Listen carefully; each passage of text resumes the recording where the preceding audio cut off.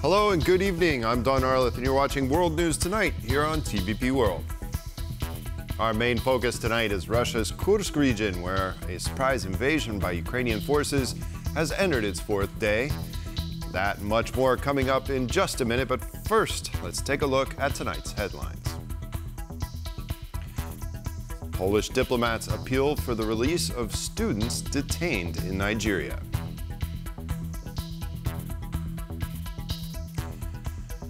Travelers are waiting for hours to cross the Estonian-Russian border after Tallinn introduced strict customs checks. And an auction at Poland's world-famous stud farm aims to rebuild its former prestige. Polish university students and an instructor who were detained in Nigeria are safe and sound and have been moved to the country's capital, Abuja, where they are being housed in a hotel. The detainees, who went to northern Nigeria for language exchange at Bayero University in Kano, have not been able to contact anyone since their detention last week. Let's take a look at the latest developments in this case. The Polish consul in Nigeria met with the students detained in Abuja and has reportedly sent the pictures from the meeting to their families. Deputy Minister of Foreign Affairs Jakub Wiśniewski spoke about the efforts being made to free the students in a briefing earlier today. The Polish consul in Nigeria is making efforts to establish the details of the detention of the group, which reportedly did not adhere to the restrictions introduced to quell the ongoing unrest in the country. The case attracted a lot of attention from the media after the families of the detained, alongside students majoring in African studies at the University of Warsaw, gathered to protest in front of the Ministry of Foreign Affairs on Thursday. Polish Prime Minister Donald Tusk commented on the case earlier today. So far, I've had quite a lot of issues getting detailed information regarding the reason for the detention. The explanation that it was due to being out on the streets at night during a demonstration is not sufficient for me. The students were arrested in the city of Kano during anti-government demonstrations, allegedly for taking pictures. Thousands of Nigerians took to the streets in the first days of August to protest the government's mismanagement of the country's economy. Many waved Russian flags, calling for Russian soldiers to save them. In response, the Nigerian government introduced a curfew and other restrictions. Their phones are still off. We have no contact with our children. The Nigerian side is open to further cooperation on this issue. That's all we can say. Our reporters sent an email to the University of Warsaw to inquire as to why students were allowed to participate in a language exchange during such a dangerous time in Nigeria. We have yet to receive an answer. As Kyiv continues its counter-offensive operation into the Kursk region of Russia, Moscow launched a deadly missile attack in the east of Ukraine, killing scores of civilians. Our Ukraine correspondent from Kyiv joins us now with the latest. Oz Chatterjee. Oz, can you tell us a little bit more about what's coming out concerning this attack in eastern Ukraine? Yeah, a really devastating attack for Ukraine today as Russian forces fired a Kinzhal 38 missile at a supermarket full of women, children, regular civilians in Konstantinivka in Donetsk, that's in the east of Ukraine. Now, we believe that so far 14 people have been declared dead, with 43 people injured, but that number of dead has been steadily rising throughout the day. So, terrible scenes that we're seeing there with what's happened in Donetsk today. Now, elsewhere, earlier on overnight, Ukraine conducted a strike of a Russian airbase in Lipetsk.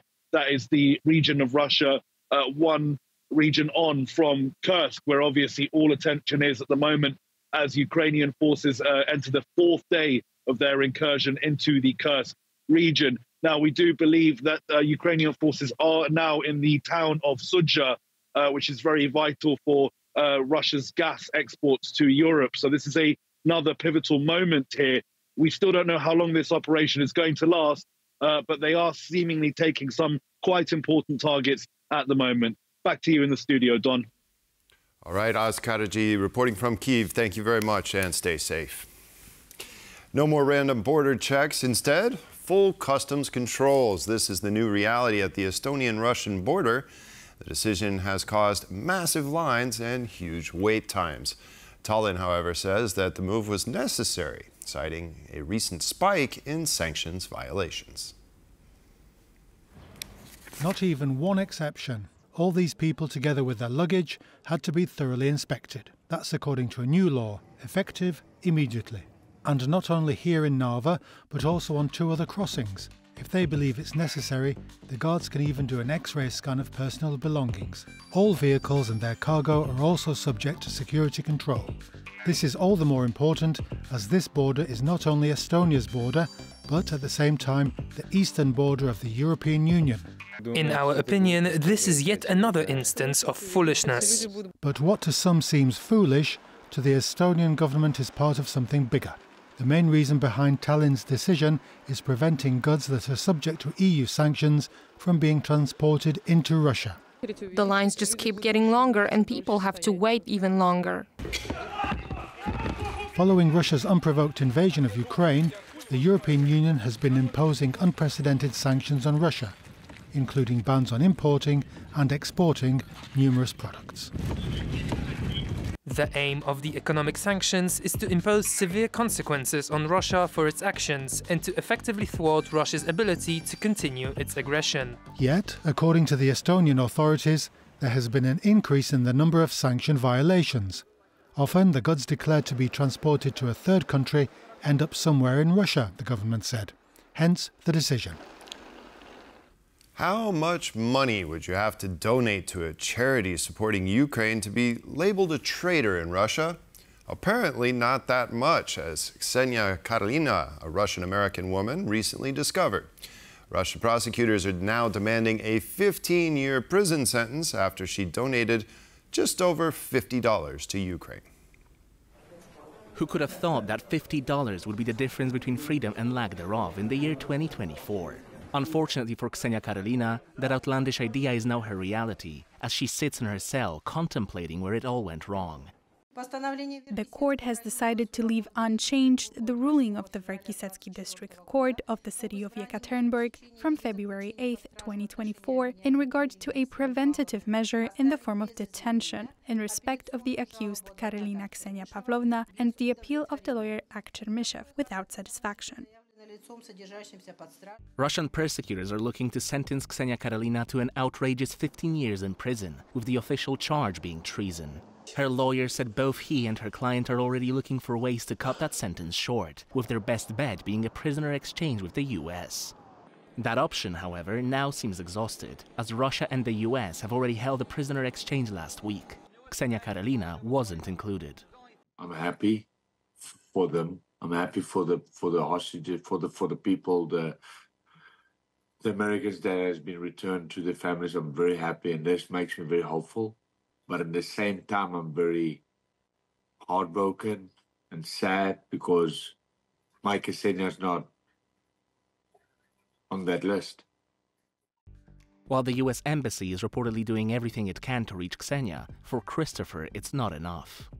I just want my Ksenia back. You know, I want people to, you know, she's a loving person, a lover of people, and I'm just pleading to whoever can hear this, just bring her back home. For now, Ksenia Karelina's sentence has not been cast in stone. However, given her guilty plea at her latest trial, things aren't looking good for the dual US-Russian citizen. Viktor Orban is now the EU's longest-serving leader, but time has not tempered his populist policies, and Budapest continues to spar with Brussels and other European leaders on a number of issues. The rule of law is a contentious matter on which the Hungarian Prime Minister remains particularly defiant. Viktor Orban has been busy building up brand Hungary, touting his successes in politics and business abroad. Yet as much as the Prime Minister would like to have a pristine image of himself and his country, there are a plethora of concerns and problems close to the surface. Corruption is still a major issue in the Central European country. Although some judicial reforms have been implemented recently, the nation remains at the bottom of the list, ranked last in the EU in the most recent edition of the Corruption Perception Index released by Transparency International. Now, those who have dared to speak out and highlight corruption by the government have come into the crosshairs of Hungary's new and controversial Sovereignty Protection Office. Trying to introduce the idea that a new label or a new stigmatization to punish certain NGOs. The European Union has taken note, initiating an infringement procedure against Budapest that began in February. In an official statement by an EU Commission spokesperson to TVP World, their concern is clear. The Commission is closely monitoring the situation in Hungary, including the activities of the office. The Commission received the reply from the Hungarian authorities on 31st of July 2024. We are currently analyzing it and will, on that basis, decide on possible next steps. However, until Budapest complies with the Commission's objections, the price is already being paid by media outlets and NGOs. There is a huge number of people in Hungary who believe whatever the government says, and if the government says that this outlet is representing foreign interests, they are serving foreign powers and stuff like this, that hurts our credibility and we will lose audience. With Budapest now appearing to silence critical voices, there are no fast methods to help NGOs and civil society to remedy that. Corruption will remain a stain not only on Hungary, but also for Viktor Orban himself. Today marks 4 years since the infamous presidential election in Belarus that saw Alexander Lukashenko tighten his grip on power. The country continues to grapple with the fallout of the widespread protests that followed the rigged vote in 2020. Belarusian activists in Warsaw organized a commemorative march on Friday to mark the 4-year anniversary since the start of an attempted democratic revolution in Belarus. I would not say that we protest against something or for something. It's just a gathering of Belarusian immigrants, people who were in prisons or people who just fled the country. They left the country due to the political pressure from the dictator. Demonstrating against the rigged results of the presidential election that kept dictator Alexander Lukashenko in power, hundreds of thousands of Belarusians took to the streets 4 years ago. The protesters demand the immediate release of all political prisoners from Belarusian prisons. The Belarusian human rights group Viasna has documented over 55,000 cases of political repression since the start of the presidential election campaign in 2020. We are marching for support our people. We have a lot of political prisoners. One of them was Belarusian opposition leader Sviatlana Tsikhanouskaya, Lukashenko's opponent during the 2020 vote. But Tsikhanouskaya was not the only woman to resist Lukashenko's oppression. The organizers of today's march detailed their stories in a documentary film titled The Women of the Revolution Striving for Change, which is scheduled to be released shortly. And now we cross the Atlantic, where the latest polls coming out of the U.S. show Kamala Harris and Donald Trump in a dead heat in the race for the presidency. But due to a peculiar arithmetic of the Electoral College, the White House race will be decided in a handful of swing states. Let's take a closer look at how Harris's and Trump's performance in the swing states and how the independent candidate, Robert F. Kennedy Jr., might influence these results. After just a little over 2 weeks of her presidential campaign, Kamala Harris seems to be swiftly regaining support for the Democrats in crucial swing states. In early July, Harris was polling on average at 43% in the swing states, trailing 5 percentage points behind her opponent. Most recent polls conducted earlier this week show Harris at 48%, 1 point ahead of Donald Trump. Accounting for a margin of error, both candidates are statistically tied. It's still a toss-up. You know, you still are looking at several states that could decide the election. But the momentum right now is with the Democrats.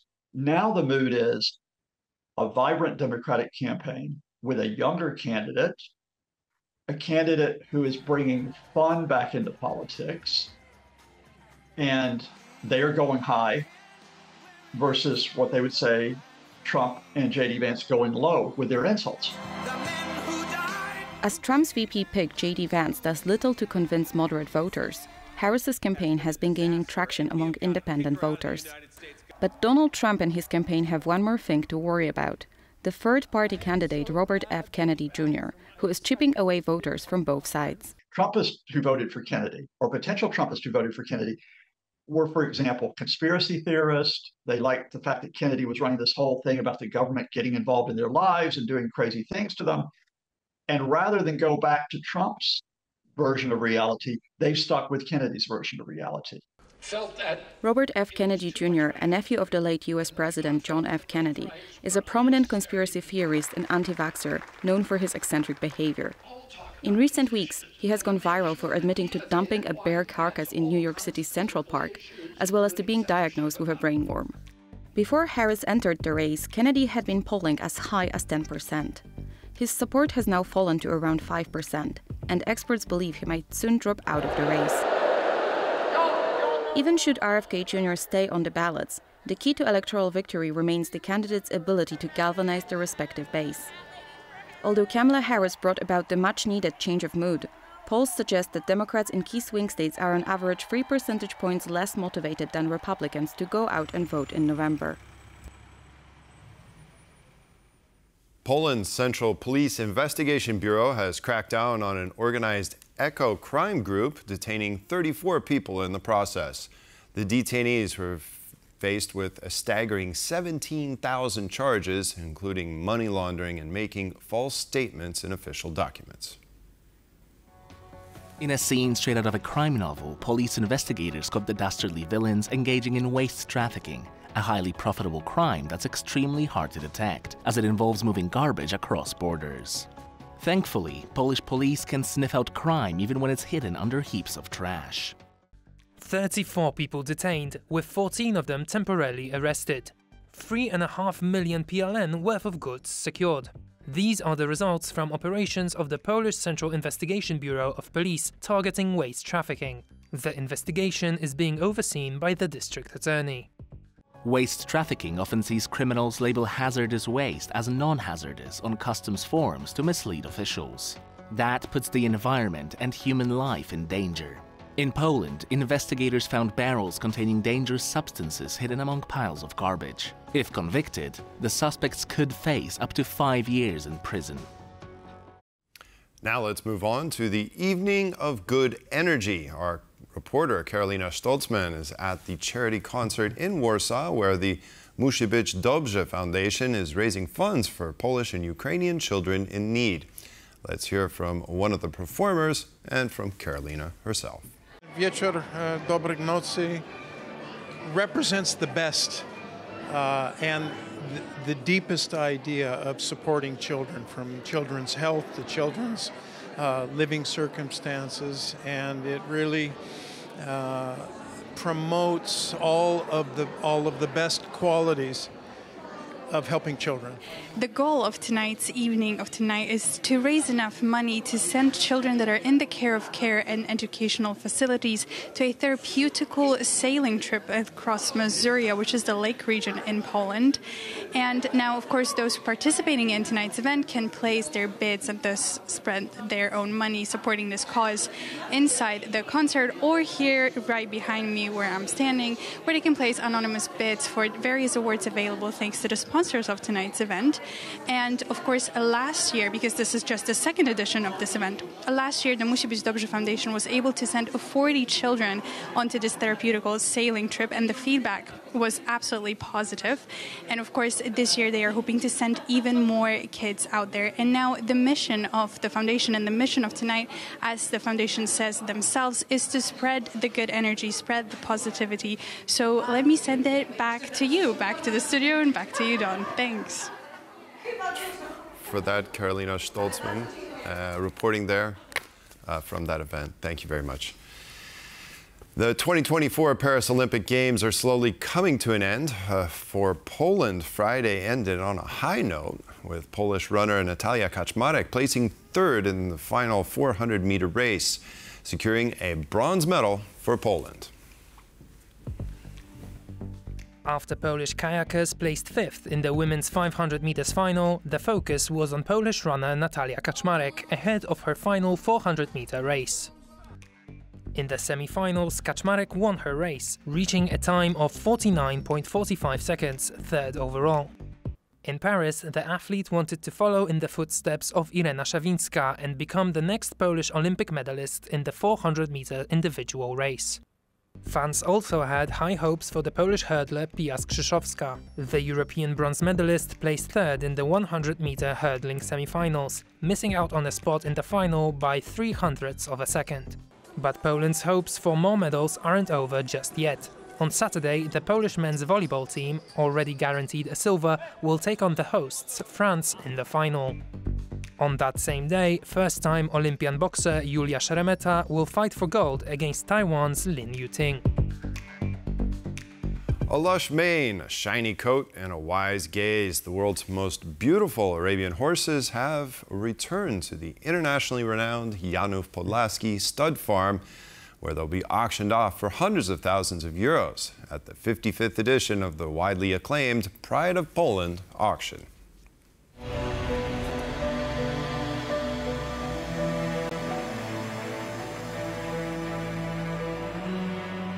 These majestic creatures are thoroughbred horses that are currently on show as part of the Polish Arabian Horse Days in Janów Podlaski, a village dubbed the equine capital of Poland.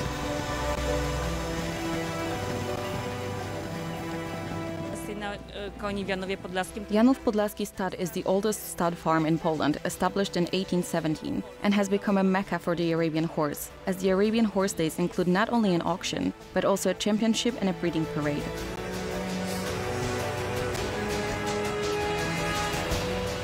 Three stallions and 15 mares will be sold at the auction, but this year's highlight will be a mare called Zigizana, expected to fetch the highest price.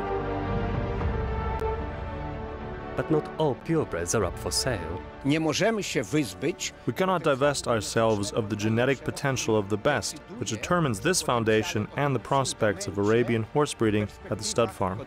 The record price paid for a horse sold during the event was set in 2015, when a mare named Pepita was purchased by a Swiss buyer for a jaw-dropping 1.4 million euros. But hold your horses, as this year the record is unlikely to be broken and the takings are hard to guess. The Arabian horse market is quite so diverse. The outcome will simply be decided by the buyer, and ideally, for one horse, there should be several, and there should be an exciting competition. The Pride of Poland auction in Janów Podlaski boasts worldwide recognition among horse aficionados. The start farm was home to horses owned by Shirley Watts, wife of former Rolling Stones drummer Charlie Watts, and the auctions were visited by rich investors from the US and the Middle East. But the farm's image was tainted amid claims of neglect under the former ruling party Law and Justice, as profits plummeted and the start farm saw the director replaced 7 times. Their new management has promised to restore the farm to its former glory. And now joining me to discuss the latest from Ukraine and now Russia is Ruben Johnson, Research Fellow from the Kazimierz Puławski Foundation. Hello, sir, and thank you for joining me on World News Tonight. Thank you, sir, for having me again. Always a pleasure. Well, great to have you. So, okay, we have, this is the third such event we've seen before. The Russian Volunteer Legion, the Freedom of Russia Legion and the Russian Volunteer Corps, they were previously making these incursions in the Belgorod region. Now we're looking at Kursk, and we're looking at a much larger force, including regular Ukrainian units. If you had to speculate somewhat and say what the goals could be of this operation, what do you think those main goals are? Well, I'd say the first most obvious goal is that this is causing some substantial panic within the Russian military at the upper levels as well as in the field. And one of the ideas of this entire exercise is demonstrating or creating what we call the psychological warfare aspect of reflexive control, getting your enemy to unknowingly make bad decisions. The second aspect is that they obviously want to take some territory so that if for some reason Ukraine is forced to the negotiating table, they control Russian territory. They can say, well, you want your territory back, we want ours. You know, let's make a trade. And then thirdly, there's kind of an operational objective here of trying to take the one of the largest nuclear power plants in that part of Russia, which is in the city of Kurchatov, not far from Kursk. So those objectives, but overall, we should remember, if I can just add, you're correct. All these previous other incursions have been cross-border raids by irregular formation. This has been the Ukrainian military, and this has been a really well-organized operation. They've done everything right. And it was obviously planned very well for a long time in advance, and all of the pieces came into place. And this is bad news for the Russians. Yeah, it shows how well exposed they were in that particular region. The Ukrainians obviously very aware of this. Now, do you think that the Ukrainians are also trying to shift some of the forces from some of the hot spots along the front lines down in the Donbass and, of course, near Chasiv Yar, which is also a critical point along the front in the east? That's part of, yeah, that's one of the objectives. But I would say another one is demonstrating how well Ukraine can determine and isolate a weak spot in the Russian lines, push through. And the Russian performance here was almost comical, because you had regular Russian army personnel who were what we call kontraktniki. They're under contract, they're professional soldiers, and some of their special operations people.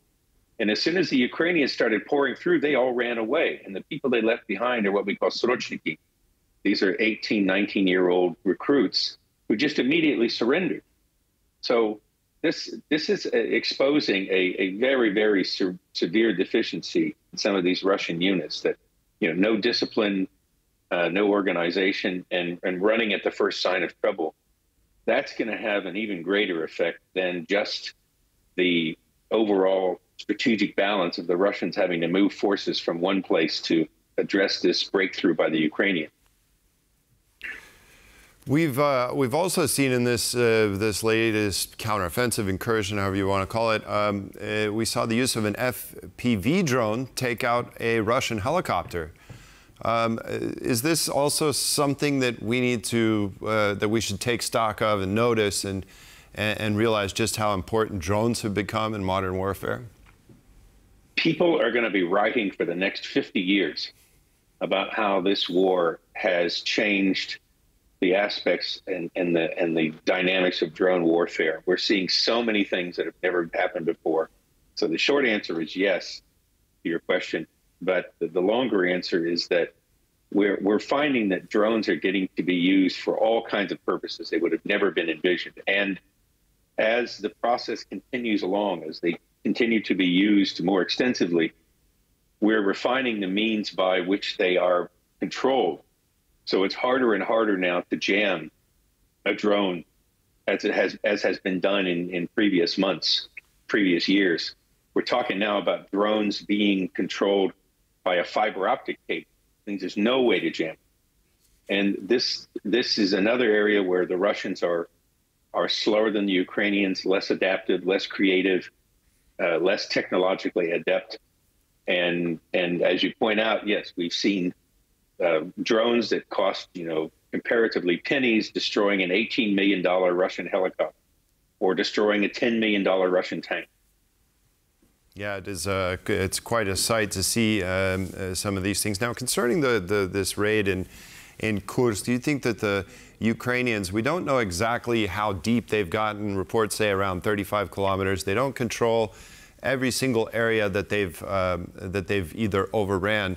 But do you think that Ukraine is going to have the ability to hold this land for enough time to make it continue to cause Vladimir Putin a very, very bad headache? It's already causing him a bad headache. And the important point about this, the details of the operation, this operation began with a mechanized brigade that was supported by combat engineering troops so that they could bridge a river or get across any obstacles as quickly as they could, number one. Number two, there were 2, maybe 3 brigades coming behind them in support as follow-on. It's going to be difficult to remove that many people. And thirdly, the Ukrainians managed to move through 2 parallel lines of fortifications set up by the Russians. These fortifications took over 2 years to build, cost about $170 million, and they're all now wiped out and destroyed. So the Russians will have, even if they could clear the area of Ukrainian troops or push them back, they're going to have a hard time defending it. Those defenses are gone. Well, it certainly is an interesting development we're seeing out of Ukraine. And of course, we'll continue to follow this. Reuben Johnson, research fellow from the Kazimierz Puławski Foundation, thank you very much for joining us. Thank you, sir. Have a good day. Evening. You too. And that concludes this edition of World News Tonight. Thank you all for watching, and we'll see you again next time.